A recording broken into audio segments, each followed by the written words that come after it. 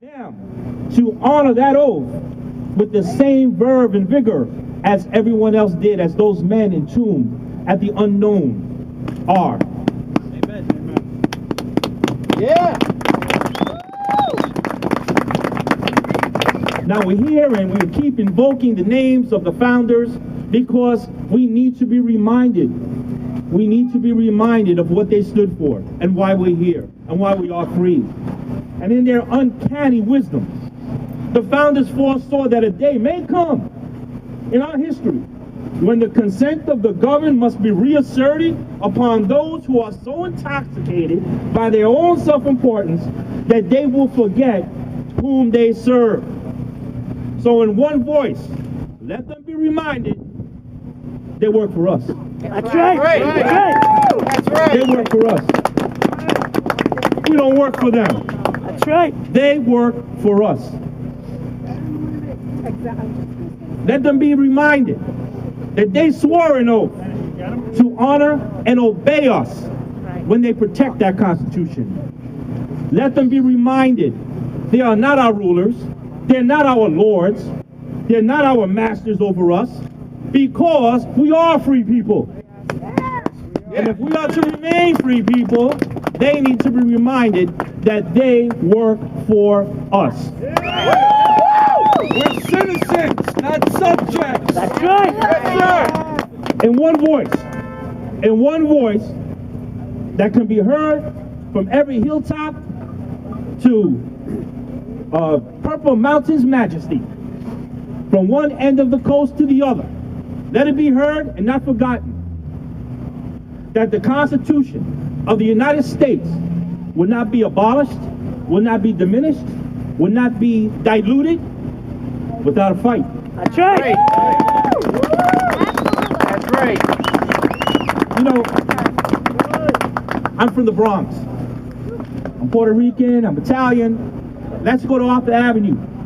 Let's get a nice sandwich over there. And they used to put a nice big thing of salami on the slicer, right? And I watched that big thing of salami get sliced by slice by slice and get smaller and smaller and smaller, right?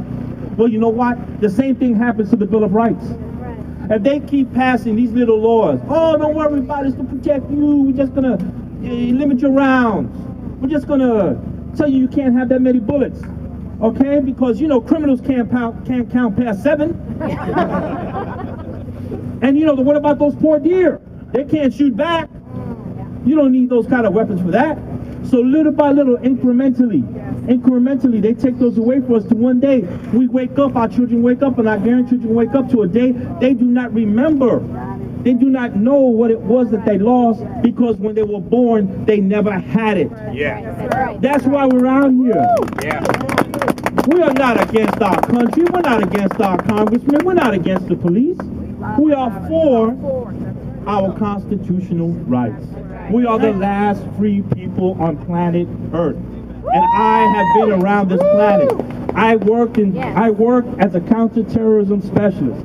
I was a bodyguard. I've lived and worked in Angola, in Africa, in the Congo, in Cote d'Ivoire, in Saudi Arabia, in Egypt.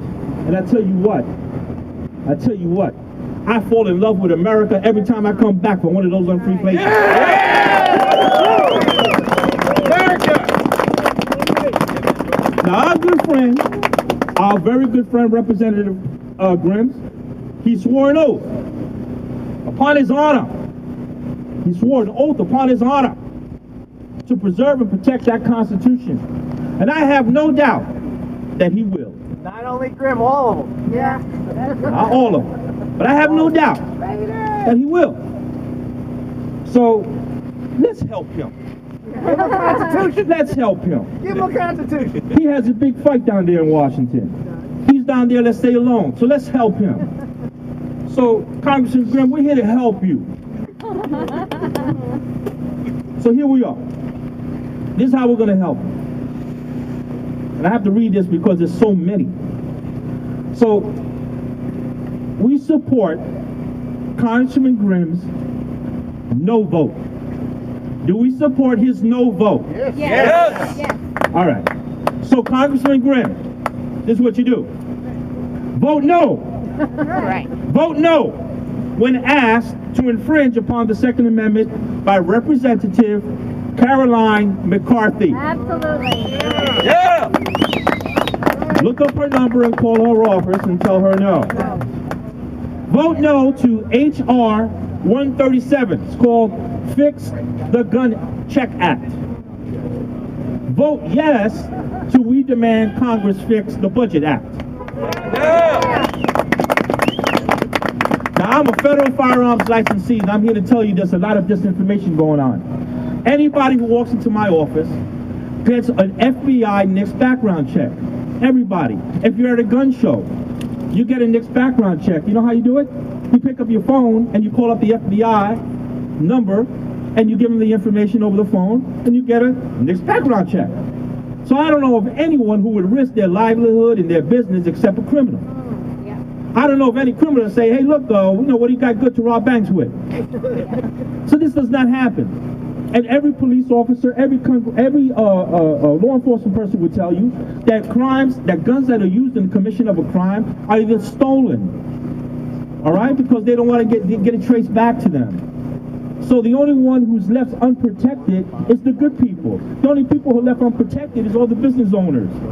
Every time you read about a victim of all of these mass shootings around the country, every single one of those crimes had one thing in common. You know what that was? The victims were unarmed. The only one in the room with a gun was the criminal. Every time a police person shows up at a murder scene, the chalk lying on the floor, you don't see a chalk line of a gun next to him, do you? Nope. They were unarmed. So we have to turn around and begin to inject reality before they start telling us to use common sense, right? Because common sense, absent reality, is useless.